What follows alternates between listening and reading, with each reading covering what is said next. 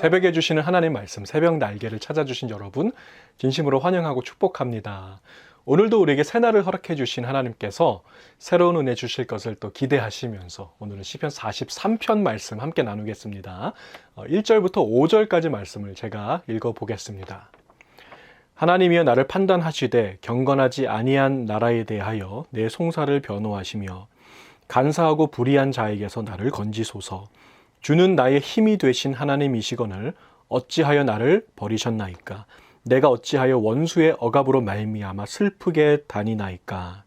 주의 빛과 주의 진리를 보내시어 나를 인도하시고 주의 거룩한 산과 주께서 계시는 곳에 이르게 하소서. 그런즉 내가 하나님의 제단에 나아가 나의 큰 기쁨의 하나님께 이르리이다.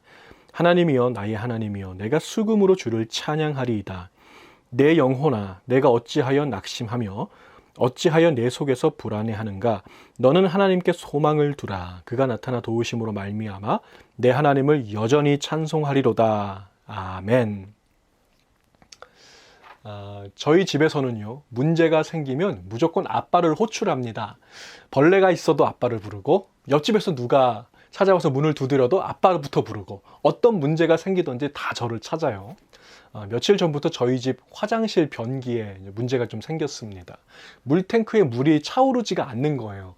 어떻게 했을까요? 아빠가 짠 하고 출동합니다.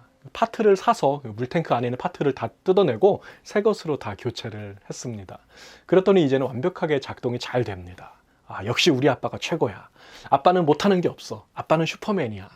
아이들도 행복하고 저도 행복하고 온 가족이 행복합니다. 자, 그런데 사실은 우리 아이들에게는 좀 미안하지만 저는 슈퍼맨이 아닙니다.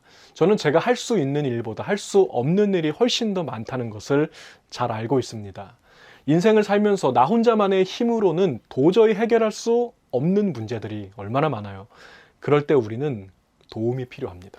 다른 누군가 전문가의 도움이 필요합니다. 때로는 의사나 약사의 도움을 받아야 할 때가 있습니다. 때로는 상담사의 도움 받아야 될 때가 있고요. 때로는 메카닉의 도움을 받아야 될 때도 있고 CPA의 도움을 받아야 할 때도 있습니다. 그러므로 좋은 의사, 좋은 상담사, 좋은 메카닉, 좋은 CPA를 만나는 것은 엄청난 축복입니다. 또한 좋은 목회자를 만나는 것도 얼마나 큰 축복인지 몰라요. 저는 슈퍼맨보다는 좋은 목회자가 되고 싶습니다. 그래서 우리 성도님들께 축복을 전해주는 그런 사람이 되고 싶습니다. 자, 그렇다면 법적인 문제로 큰 어려움에 빠진 사람은 누구의 도움이 필요할까요? 좋은 변호사를 만나야 되는 것이죠. 오늘 우리가 읽은 시편 43편에 보시면 좋은 변호사가 있습니다. 1절 말씀을 보세요. 하나님이여 나를 판단하시되 경건하지 아니한 나라에 대하여 내 송사를 변호하시며 간사하고 불의한 자에게서 나를 건지소서. 자, 이 시를 지은 사람이 누군지는 잘 모르지만 내 송사를 변호해 달라고 하나님께 요청하고 있습니다. 자, 같은 본문을 새 번역 성경으로 보겠습니다. 하나님 나를 변호하여 주십시오. 비정한 무리를 고발하는 내 송사를 변호하여 주십시오. 거짓을 일삼는 저 악한 사람들에게서 나를 구해 주십시오. 자, 명확하죠. 하나님이 바로 나의 변호사라는 것입니다. 오늘 이 시를 지은 사람은 누군가의 도움을 받아야만 하는 절박한 상황에 놓여 있습니다.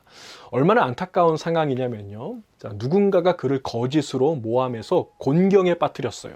그 결과로 사역을 잠시 중단하게 된 것입니다. 이 사람은 원래 사역자인데 사역의 길이 막혀버렸어요. 얼마나 분할까요? 억울합니다. 쓸쓸하고 외롭습니다. 아무도 내 말을 믿어주지 않습니다. 딱 한 분을 제외하고는 말이죠. 나의 변호사. 나의 하나님이에요. 바로 그분께 호소하고 있는 것입니다. 주님은 아시죠? 주님 제 마음 아시죠? 주님 나 다시 사역하고 싶어요. 나를 도와주세요. 사역의 문을 열어주옵소서. 바로 이 고백이 담겨 있는 시가 오늘 시편 43편입니다. 이 시의 구조를 자세히 보시면요. 지난주에 살펴본 42편하고 어딘가 모르게 좀 비슷하다는 느낌을 갖게 됩니다. 5절 말씀을 보세요. 내 영혼아 내가 어찌하여 낙심하며 어찌하여 내 속에서 불안해하는가. 너는 하나님께 소망을 두라. 그가 나타나 도우심으로 말미암아 내 하나님을 여전히 찬송하리로다. 자, 어디서 많이 들어본 구절 아닙니까? 지난주에 우리가 살펴본 시편 42편에도 똑같은 구절이 나옵니다. 한 번도 아니고 두 번이나 나왔어요. 요 똑같은 구절이 42편에 두 번, 또 오늘 43편에 한 번 이렇게 나오고 있습니다. 자, 이게 어떻게 된 거냐면요. 우리 한글 성경으로 보시면 시편 42편하고 43편이 이렇게 따로 분리가 되어 있지만 어떤 성경에는 이 두 개가 하나로 묶여져 있어요. 그러니까 본래 한 편의 시였을 가능성이 대단히 높습니다. 거의 99.9% 이상이라고 봅니다. 지난주에 살펴본 시편 42편은 그 시의 제목이 붙어 있어요. 제목이 뭐냐면 고라 자손의 노래라는 요 제목이 붙어 있거든요. 그런데 오늘 시편 43편은 제목이 없습니다. 왜 없을까요? 원래 한 편의 시였기 때문에 그렇죠. 그 시의 이제 뒷부분이니까 제목이 따로 없는 것이 당연하다는 것입니다. 자, 이 시는 고라 자손의 노래라고 했습니다. 고라 자손의 시예요. 고라가 아니고 고라라고 하는 사람의 자손 중에 한 사람이 이제 이 시의 저자입니다. 이름을 밝히지 않았기 때문에 누군지 정확하게는 알 방법이 없지만 이 사람이 어떤 일을 하는 사람인지는 우리가 짐작해 볼 수가 있습니다. 자, 고라의 자손은 제사장 지파, 레위 지파입니다. 레위 지파 사람들은 성전과 관련된 일을 했어요. 그 중에서도 고라의 자손은 성전에서 그 제사 드리는 그쪽 일이 아니라 찬양에 관련된 일을 했던 사람들입니다. 자, 요즘으로 말하면 교회 안에 찬양팀, 그 중에서도 반주자라고 보시면 되겠습니다. 좀 더 구체적으로는 수금이라고 하는 악기가 있었어요. 그 당시에 지금의 현악기 이런 건데요. 수금이라는 악기를 연주하는 사람이었습니다. 예배에서 대단히 중요한 역할을 감당하는 사역자였다는 거예요. 자, 이 사람의 가장 큰 기쁨이 있다면 그 기쁨이 무엇이겠습니까? 수금 연주로 예배를 섬기면서 하나님을 찬양하는 것이 아니겠습니까? 이 사람은 찬양 사역자라는 것입니다. 자, 그런데 어떤 일이 있었는지 구체적으로는 나타나고 있지 않지만 이 사람은 더 이상 그 찬양팀에서 섬길 수 없게 되었다는 것입니다. 사역이 중단되었습니다. 사역의 길이 다 막혔습니다. 아마도 누군가의 모함을 받았거나 어떤 누명을 써가지고 안 좋은 일이 있었던 것만은 분명한 것 같습니다. 자, 이런 상황에서 이 시인은 자기의 억울함을 누구에게 가지고 나왔습니까? 나의 변호사, 하나님께 가지고 나온 것이죠. 주님 아시죠? 주님 다 아시죠? 이 시간 저를 불쌍히 여겨주시고 나를 긍휼히 여겨주시고 제가 다시 그 찬양의 자리에 설 수 있도록 나를 인도하여 주옵소서. 막혔던 사역의 문을 다시 열어주시고 다시 주님을 찬양하는 그 특권을 허락해 주시옵소서. 이 간절한 마음이 여러분 느껴지십니까? 자, 오늘 본문의 3절과 4절 말씀을 보세요. 주의 빛과 주의 진리를 보내시오. 나를 인도하시고 주의 거룩한 산과 주께서 계시는 곳에 이르게 하소서. 다시 그 예루살렘 성전에 복귀할 수 있게 기도하고 있는 것이죠. 그런즉 내가 하나님의 제단에 나아가 나의 큰 기쁨의 하나님께 이르리이다. 하나님이여 나의 하나님이여 내가 수금으로 주를 찬양하리이다. 다시 수금 잡고 다시 그 악기 들고 주님께 찬양을 드리고 싶은 이 순수한 마음을 우리 주님께서 기뻐하십니다. 자, 이 시인은 한 가지 중요한 사실을 깨달았습니다. 하나님을 찬양하는 것은 사역의 자리에 복귀한 그 다음에 할 것이 아니라 바로 지금, 바로 오늘, 바로 이 순간이 최고의 찬양을 우리 주님께 드려야 할 시간이라는 것을 알게 된 것입니다. 자, 이 고백을 담은 찬송이 하나 있어요. 자, 어떤 찬송이냐면 나는 예배자입니다.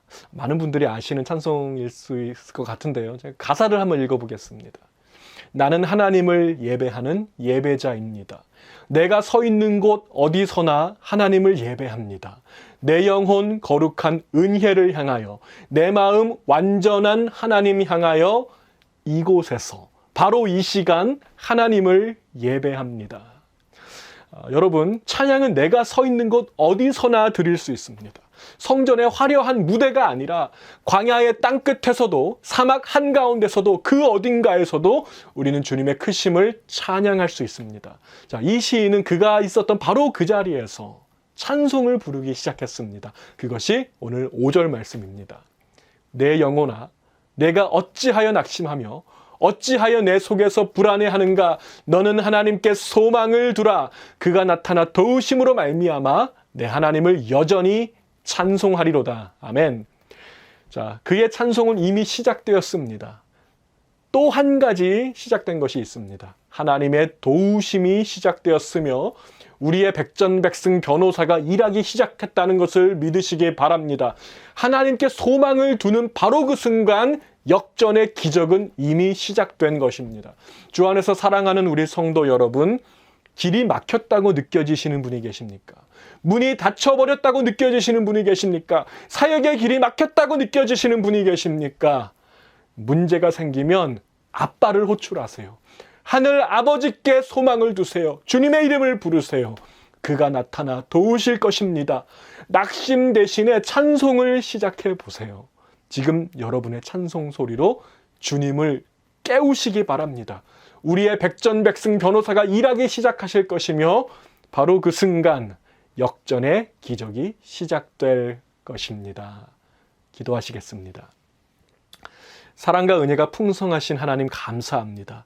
하나님, 바로 오늘, 바로 지금, 바로 이 순간이 나의 찬송을 주님께 드려야 할 결정적인 순간이라는 것을 알게 하시니 감사합니다.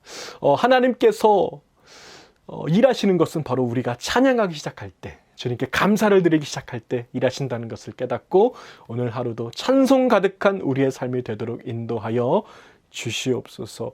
길이 막혔다고 느껴지고 또 사방에 꽉 막힌 것처럼 느껴지는 분이 혹시 계시다면 주님께서 여전히 오늘 살아계시며 우리의 기도를 듣고 응답하시는 살아계신 하나님이라는 것을 알게 하여 주시고 그 우리의 기도 소리로, 우리의 찬송 소리로 주님을 깨우는 승리하는 성도들 다 될 수 있도록 인도하여 주시옵소서. 감사합니다. 우리 주 예수님의 이름으로 간절히 기도하옵나이다. 아멘.